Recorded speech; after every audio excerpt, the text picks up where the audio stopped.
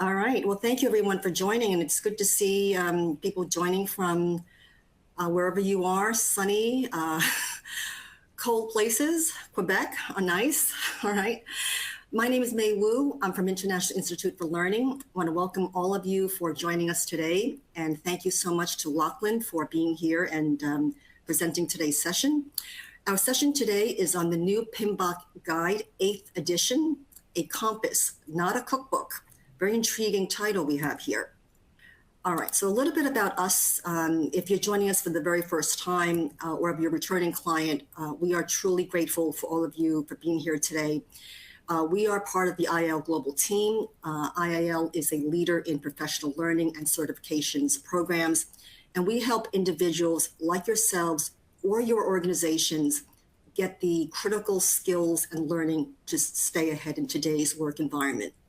Whether it's in project management, leadership skills, AI, or related business skills, we offer courses in various formats, as we'll talk about later, live, virtual, or flexible, self-paced, or private sessions for your organization.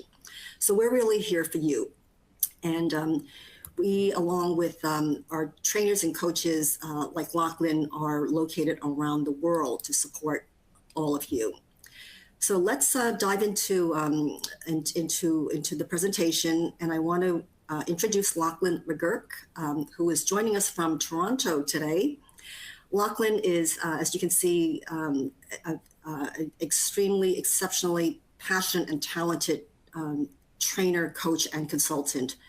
He brings over 30 years of project management experience in many areas: agile, waterfall, ITIL, but maybe more interesting is his vast experience outside of normal work. He brings terrific experience and man of many talents.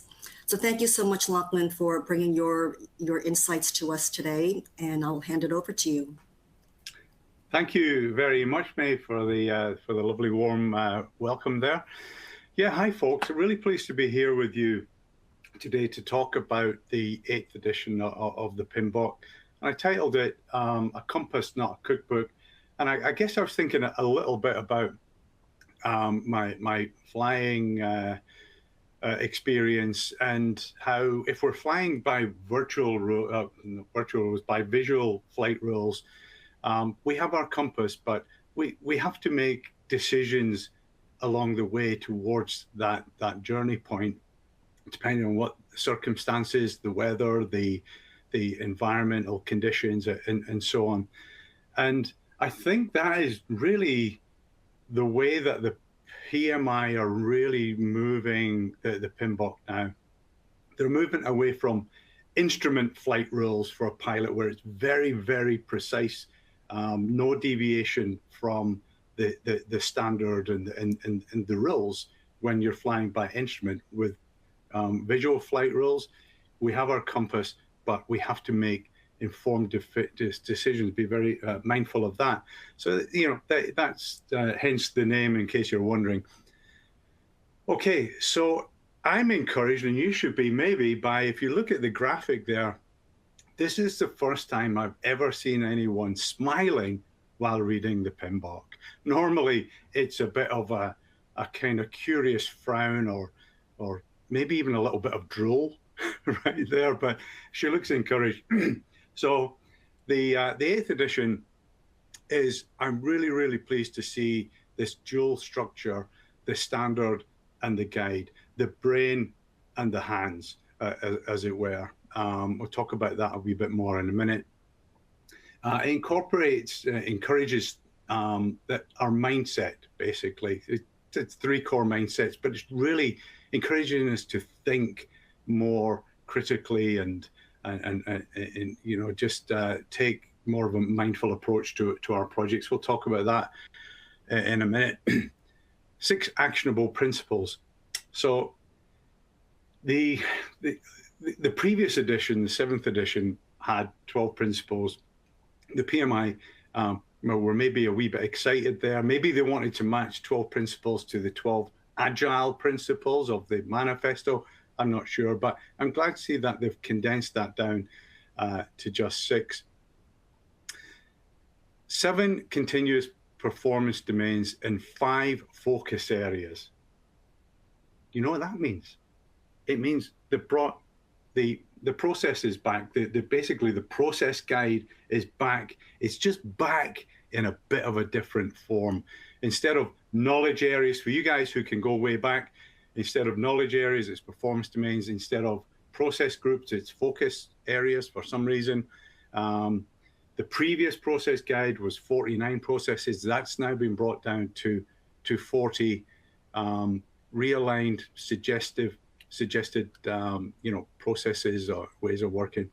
And the PMI have done a pretty good job, I think, on weaving in artificial intelligence, like little soft suggestions here and there within the guide on how we might want to consider using AI, and then there's even a dedicated appendix on it, so we'll talk about that a little bit. We'll have a poll question on your current use of AI coming up. But first, let's do this poll. If you can run this poll for us.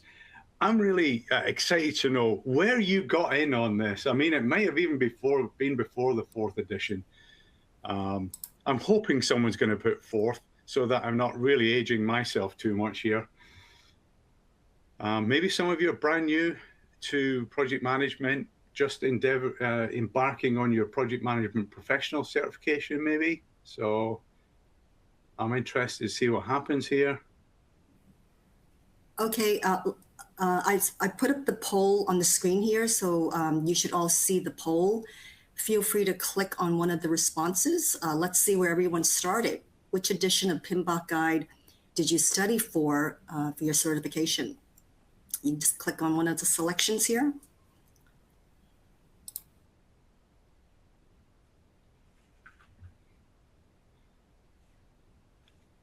Okay, and then if we can reveal now.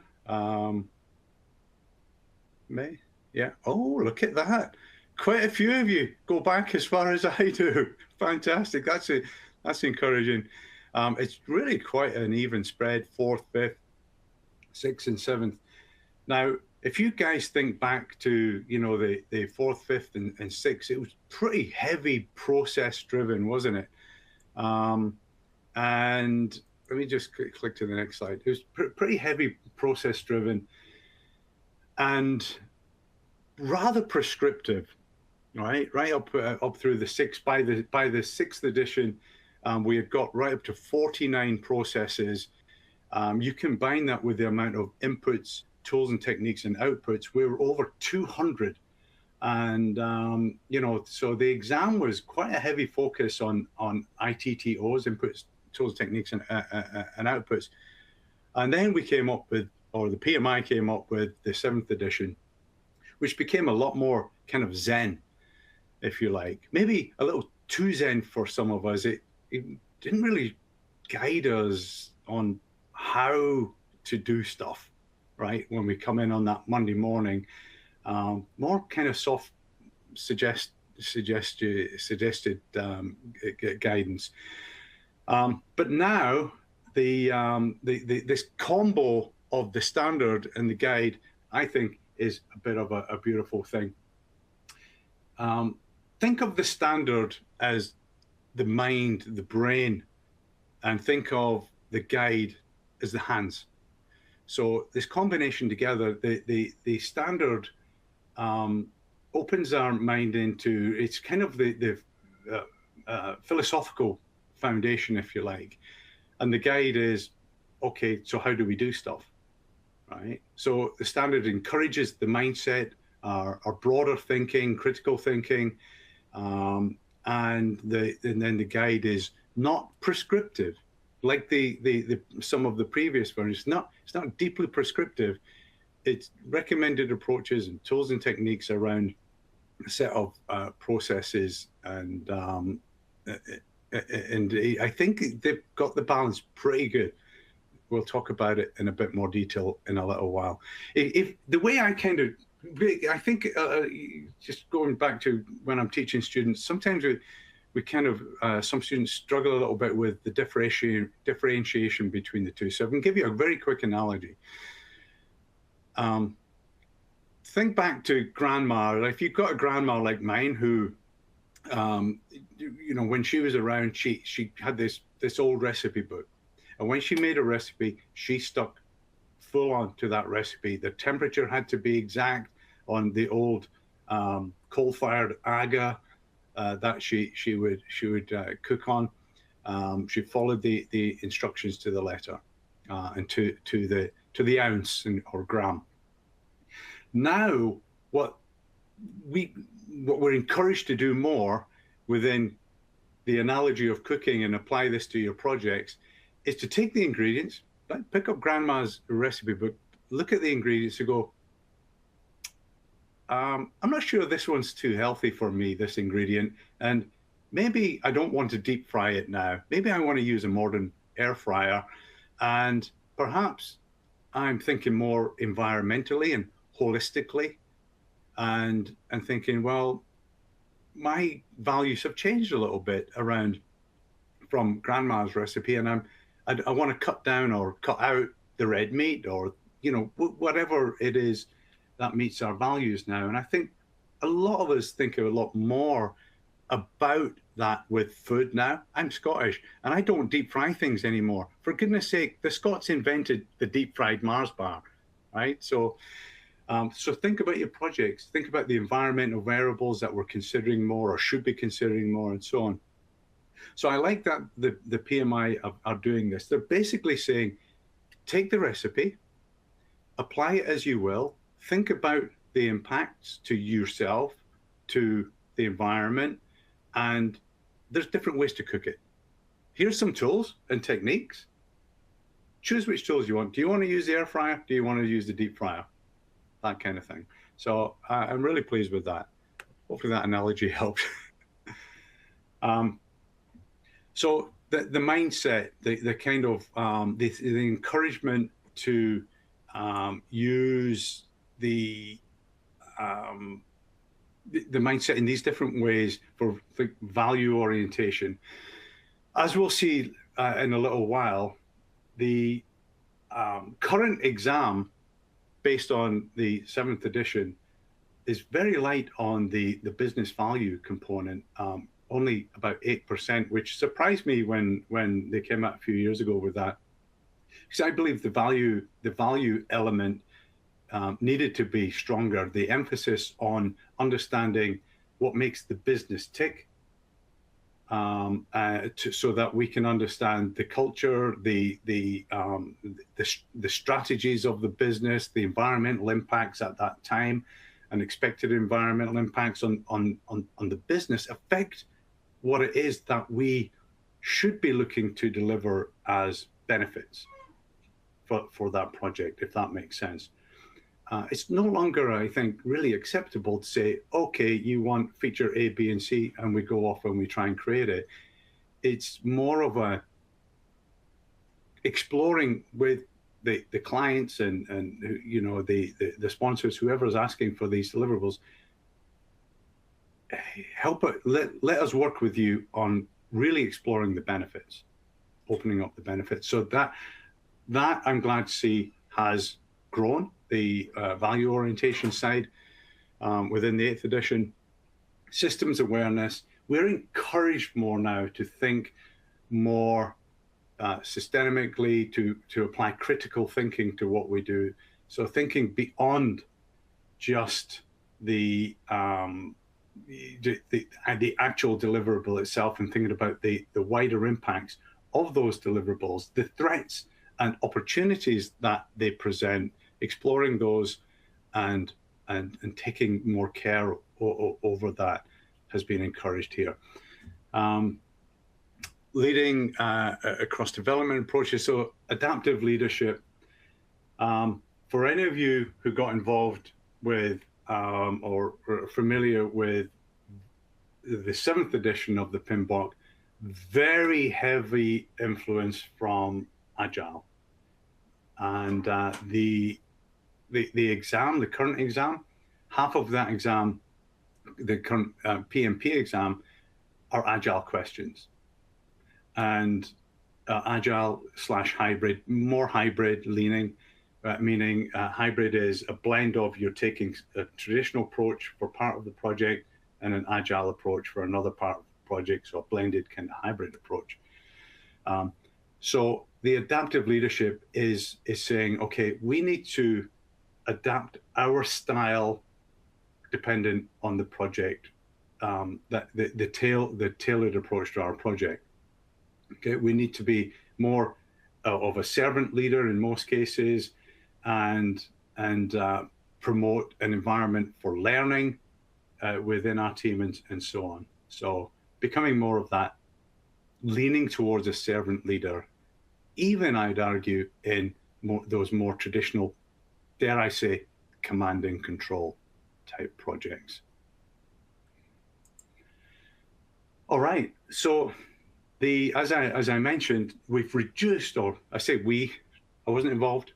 The PMI, although the PMI do listen to organizations like ourselves and to individuals like yourself as part of their role delineation studies, which really influence each edition of the project management body of knowledge. So I can't say we, I guess, because I think 12 principles was a little much, and I'm glad to see that they've now condensed this down into 6.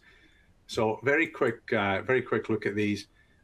Adopting a holistic view is, again, casting back to a minute ago, about more of a systems thinking, more of a critical thinking mentality, where we are looking just beyond that tiny focus of the actual deliverable, the product, service, or result that we're delivering. Okay, thinking about the greater good around that, should I say? Focus on value is reflects the increase in content on value, like the promotion of understanding value delivery for the client, I guess. So taking more of what's the term, ownership around ensuring that it's less about the outputs and more about understanding how the organization kind of really works, and the what it is that they're really looking on in terms of value from the product. Embedding quality, it's always been heavily encouraged by the PMI, hasn't it? Quality. So it continues this push, this reminder that we want to build quality in and not inspect quality in later on. Okay. Be an accountable leader. Being an accountable leader is, really about taking a bit more ownership, and more, continuing and remembering that we need to take that ethical approach. It's not, I think we need to remind ourselves and encourage ourselves that it's okay to recommend delaying a deadline if it's for the right reasons, right? If we see a problem in a project that might be harmful for the end user, present a danger or a problem or an environmental consideration, maybe we're producing a new electric scooter and we're into development, we're under a time crunch, aren't we always? And we realize that the battery is maybe overheating for the scooter. We have to have the courage to stand up and say, hey, listen, I know this might delay the project, but I have to bring this to our attention. We can't risk that this could go to market and create a problem. Okay, that's accountable leadership, protecting the brand, protecting the greater good. integrating sustainability. A lot more emphasis now in today's world in many countries, big push in most of Europe, in China and other places on environmental sustainability. Unfortunately, not so strong in some countries, but it doesn't mean to say that we as a project manager or project leader shouldn't always be thinking about the environmental impact, the social impact. Let's go back to that electric scooter analogy. We want to make sure as we're planning that scooter that we know that the bike, that the battery, which they're very hard to dispose of, has a way to be safely disposed of through a reputable supplier or such. Okay. Then build in an empowered culture. So it kind of speaks to a wee bit about leadership here again, I think, and taking a leaf out of the Agilists manifesto, the Agile manifesto, right? Those 4 values and 12 principles kind of speak strongly to building an empowered culture. And we're now taking that, borrowing it and applying it to the traditional sense, the broader sense, which is a great thing. So encouraging more autonomy, even in command and control projects, there's, traditional predictive projects, we ought to be recognizing that autonomy. Team members thrive on autonomy. There's so many studies around that. Thinking about the diversity and creating that psychologically safe environment that we should always have been doing as project leaders, right? So that people don't fear kind of retribution or backlash if, the junior engineer on the analogy project that I mentioned there, the building the electric scooter, puts his hand up and says, "Hey, I think this wiring doesn't make sense," right? That they're going to be taken respect. Their opinion will be taken respectfully and considered. That type of thing. Okay. Moving on at the speed of 1,000 stampeding gazelles. So what does this do? This brings us to a remorphed structure. If you cast your mind back, further back than version 7, to when we had the 10 knowledge areas and 5 process groups and the 49 processes inside the PMBOK. What we've done now, or the PMI have done, is condensed the knowledge areas into basically 7 performance domains. It's largely the same stuff inside of these, right? The governance is largely what we had, for the most part, in the integration knowledge area. For you guys who can think back to that, scope, of course, scope, schedule, and finance. The primary constraints are obviously called out in their own domains. Stakeholders, interestingly, stakeholders and communications have been remorphed together because of they're so inextricably linked. Don't ask me to spell that word. I struggle to even say it as a Scotsman. These were linked together, communications and stakeholders, back in, was it version 5 or edition 5 or edition 4? I think it was still in edition 5 they were linked together. Not sure, you can put it in the chat and correct me. And now they're remorphed together, which is good. Resources, human and material resources in there. And I'm glad to see that risk has its own domain, as it should, because we need to be very, very cognizant of risk in our projects. So this starts to set the stage for the guide that we were, many of us were looking to bring back to some degree. 5 focus areas. Remember? This is a question for you guys, actually. Maybe put your thoughts in the chat.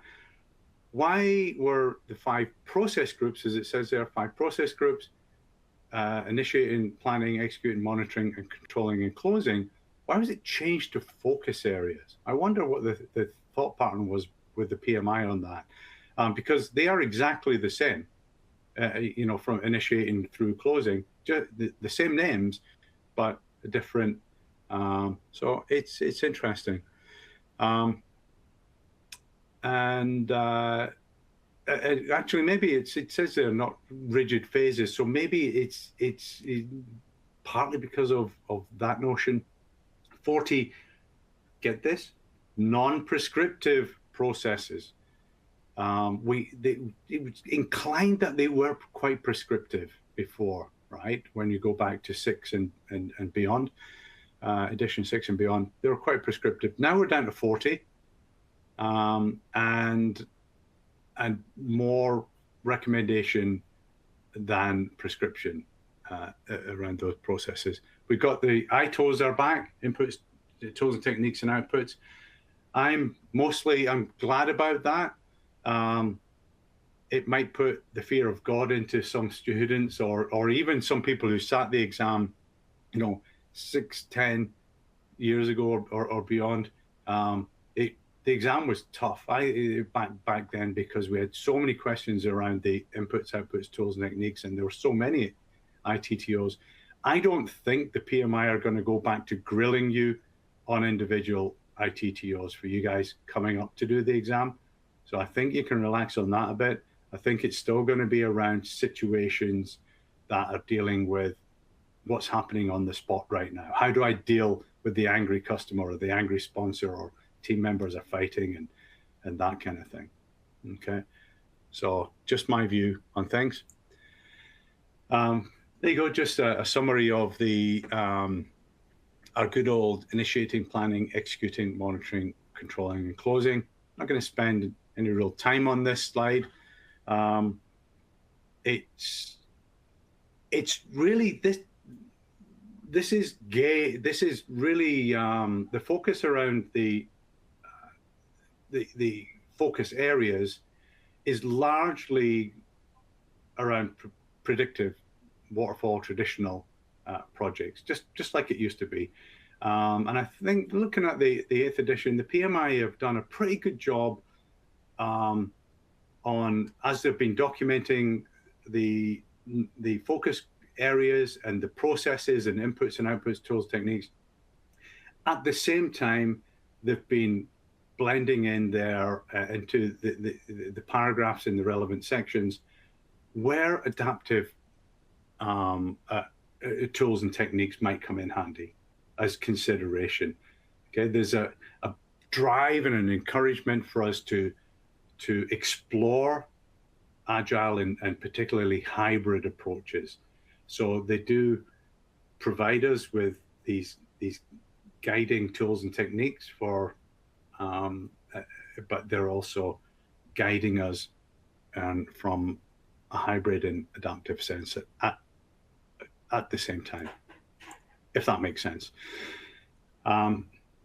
So here's a kind of condensed version of how the 40 processes work along the 5 focus areas. I've got to condition myself to not say process groups, change that to focus areas, and condition myself to say performance domains and not knowledge areas anymore. Okay, not going to go through these in any detail. What I will say, just going back to this slide, is I know from the past when we used to deliver the exam around the knowledge areas and process groups and processes, keeping in touch with many students who went through the exam and then used the framework in their careers.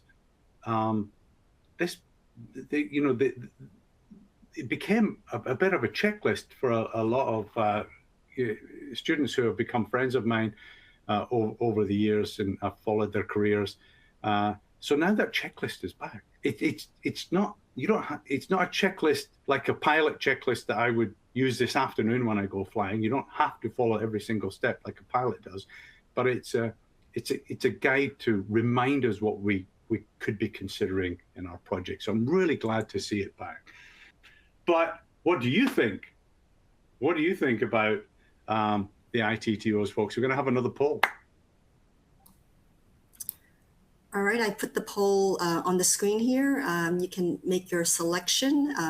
ITTOs are back. How are you feeling? In one word, tell us how you feel about the return of the processes, meaning inputs, tools, techniques, and outputs. All right.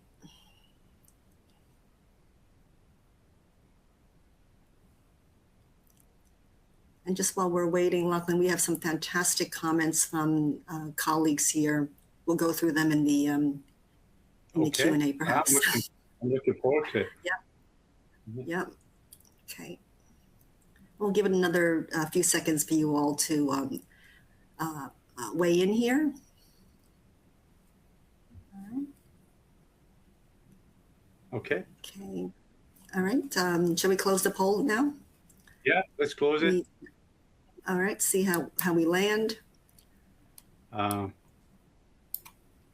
Okay. All right. 4%. I'm not sure how many people we have on the webinar, but 4% say help, and I wonder if that's people who are still in therapy from having gone through the exam some years ago when it was you were quite heavily examined on your knowledge of inputs, outputs, tools, and techniques. I wonder if that's the case. Almost half a balanced view on it. Fair enough. Comforting. And finally, yeah, I put finally myself, so quite an interesting spread. Okay, great. Right, so artificial intelligence, it makes complete sense that the PMI are bringing some mention to this within the new edition. As I mentioned, the PMI are listen to the project management community to see what should be included in every next edition, and they're hearing from us. Many of us are using AI as a little bit of an assistant or more, depending on the project that you're doing. Some people are still avoiding it for now, but we'll see. We're going to run a poll. So it's mentioned, and the little hints and tips on maybe when to, not telling you have to apply it, but little hints throughout the guide, and then an appendix of its own in the guide as well, which is pretty cool. So what are your thoughts, folks? Let's run this next poll, please, May. All right, we put the poll up.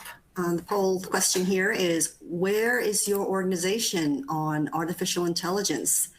Is your organization currently using AI in project management, for example, in the areas of planning, or risk, or reporting?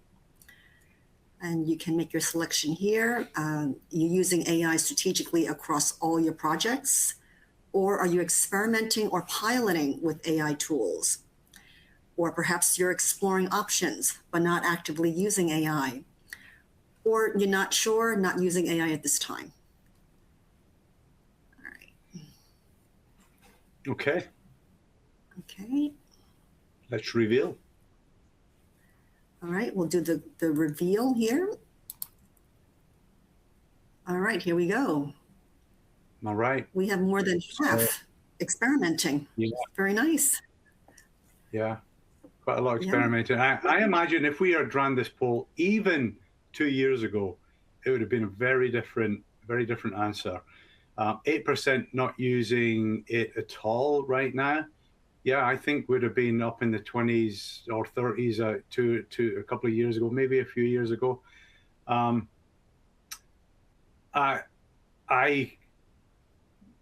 a proponent. I'm a believer in using AI, but using it with caution.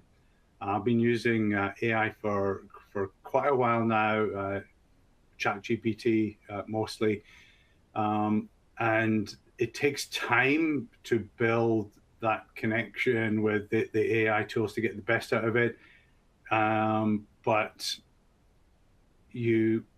for you guys who haven't been using it yet, you know, you don't have to listen to me, but I recommend you dip a toe in the water, but just tread with caution and move slowly. But I feel that over the coming years, for those of us who kind of dig our heels in and decide we're just not going to use AI, we will be at a disadvantage for our projects, and potentially then putting our client and our company at a competitive disadvantage too, as time goes on.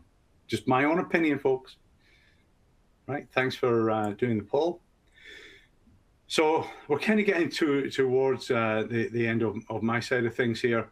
So I like this slide because I think what it does is it kind of sums up that the element of the mindset, which the PMI is trying to encourage us to use more, to think more critically, to think of value, to think of the environment, to think of the ripple impacts and beyond the actual deliverable itself, and so on. To consider our leadership approach depending on the project and the environment, all that stuff. So that's the brain. Look at that slide. Think of the brain, the top part here. I'm pointing to my head as my brain, but my wife tells me my brain is in my foot, but I don't know why. But so the brain, and then the principles are kind of the hands, right? The hands, the brain tells us, you know, how to use the hands, and our hands use the tools that are on offer, which are kind of blended into the performance domains across the 5 focus areas. Now, the focus areas and domains don't tell us we have to use that air fryer. They say you have these options. We've got air fryers, we've got steamers and deep fryers and ovens and such. Choose which one is right for you and for your environment and for your values. And it's a great thing in my opinion. The mind, the hands, and the tools available. So let's talk about the exam for a minute. I'm sure that some of you, maybe that should have been a poll. How many of you are looking to are here because you're looking to take the exam? We've gone from 8% questions on the business environment right up to 26%. And I'm glad to see that shift because often that's where projects have the breaking strain of a Kit Kat, is not understanding the business and therefore seeing business value, being able to communicate and talk in business value terms and benefits and outcomes terms, rather than just what feature do you want. So I'm glad to see that. The people domain has reduced a wee bit. I guess something had to give if they're increasing the business environment. I'm surprised to see it go down so much, given that so much of our project is about people, right? So much of the challenge is about the people in the project, right? Because everyone's got different needs, right? And such. So the soft skill element there, the soft skills are the hard skills, as my mother used to say. So that's gone down a wee bit. The processes, the options on how we tailor and deliver our project, our way of working. Is it hybrid? Is it traditional? Is it adaptive or agile? That has gone down a wee bit to accommodate for the business environment too.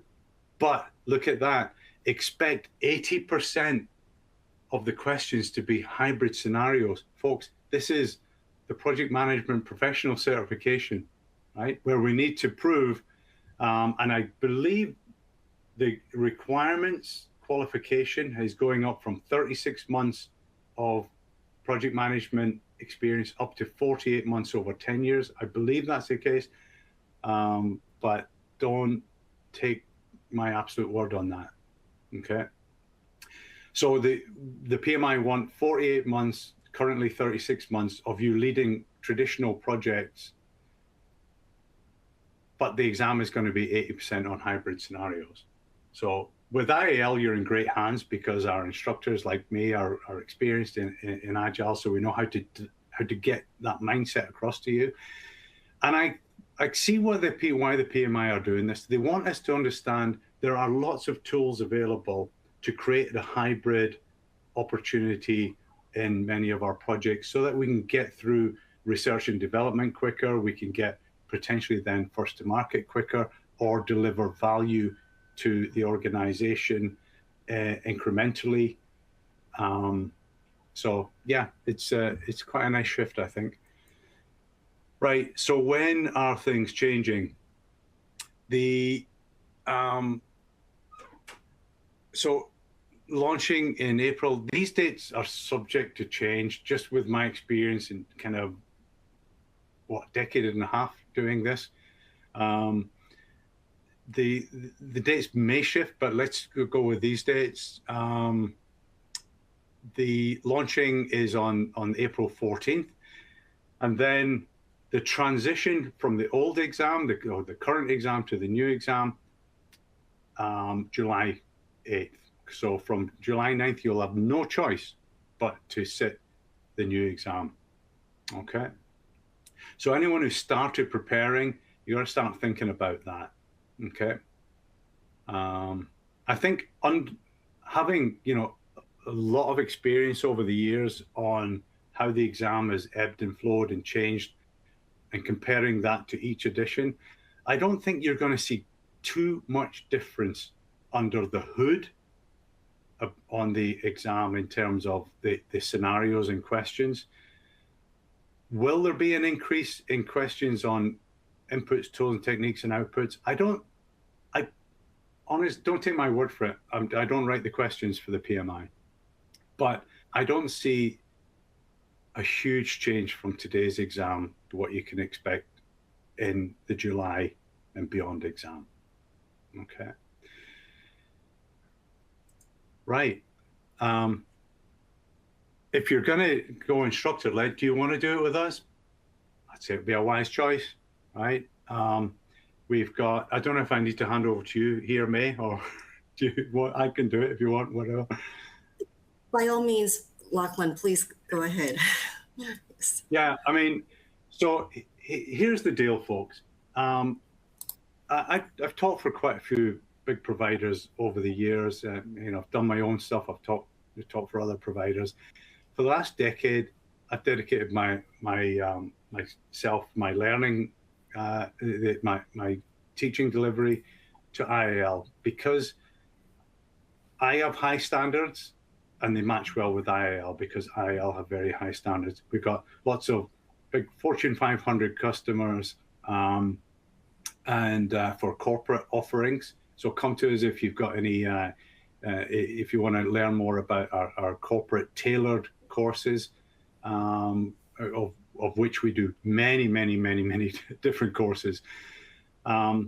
All of our instructors are very well vetted and very well hands-on experience in real life application.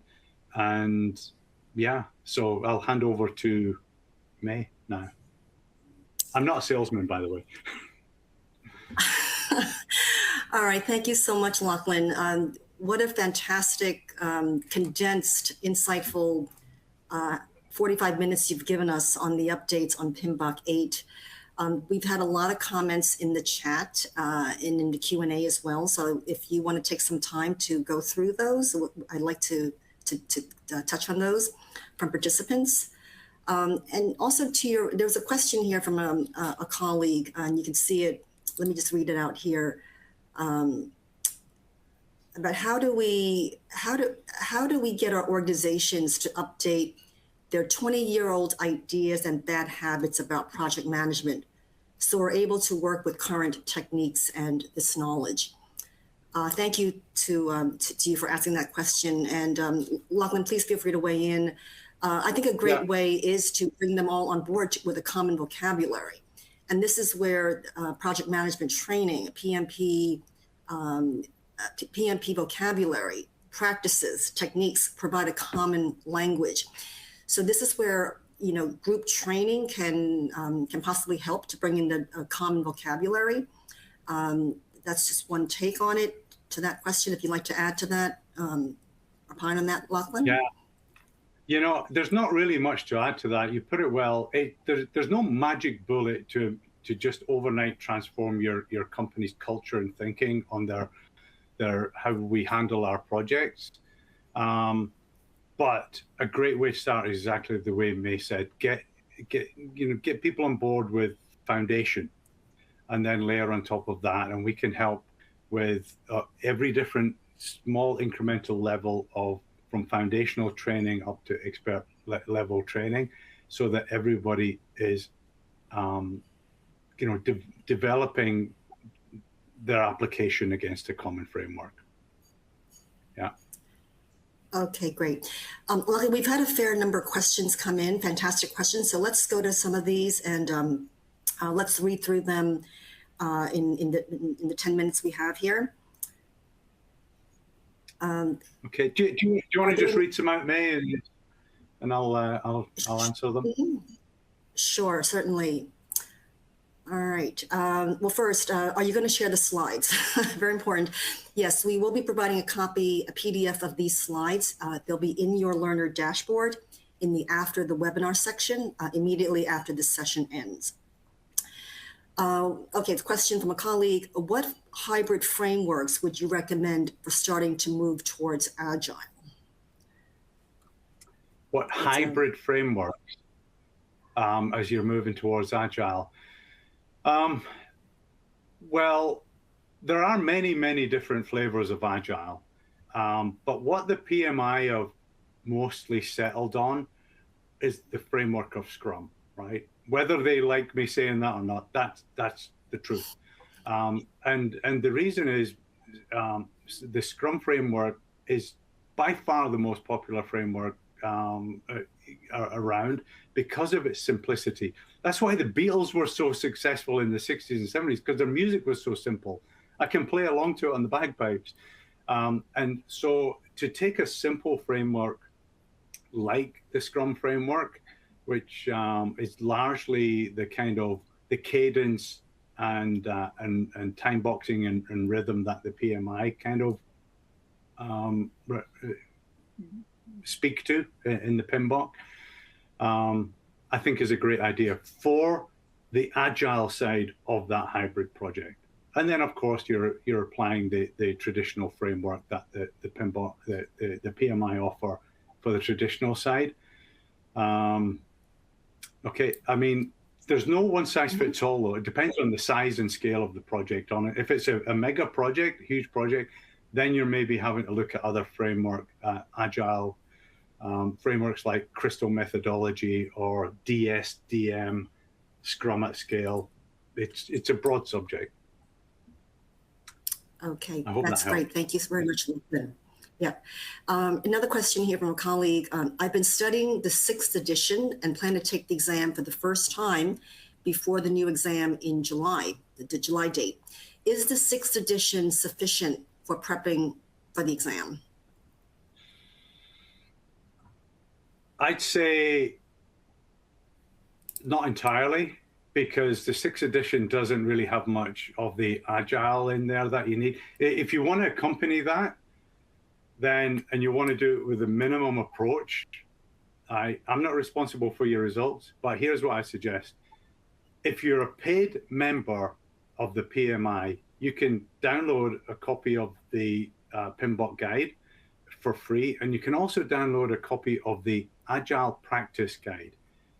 So if you get a copy of the Agile Practice Guide, you can buy it too. It doesn't cost a lot. The Agile Practice Guide is, it's not a big read, and that's going to help you on the Agile side of things.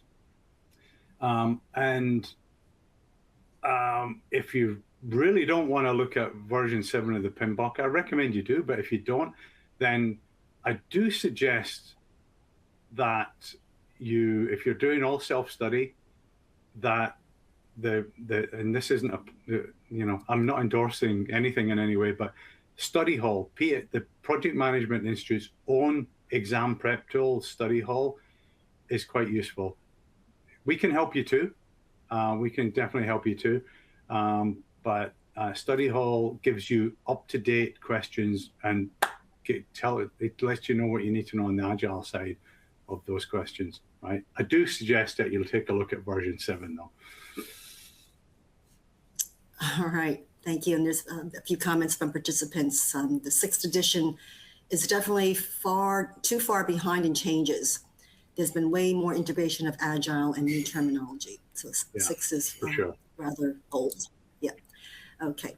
Another question, are EVM, I believe that's Earned Value Management, and network exams were part of the 7th or 8th edition exams?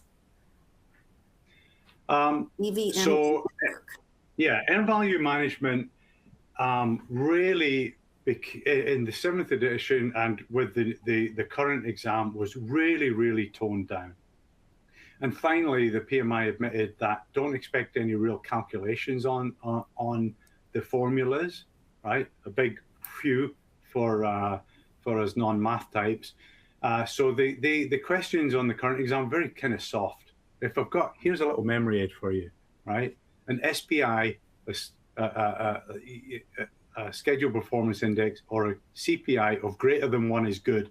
That is the main thing you need to remember for Agile, for questions like that, right? Don't bog yourself down with formulas, okay?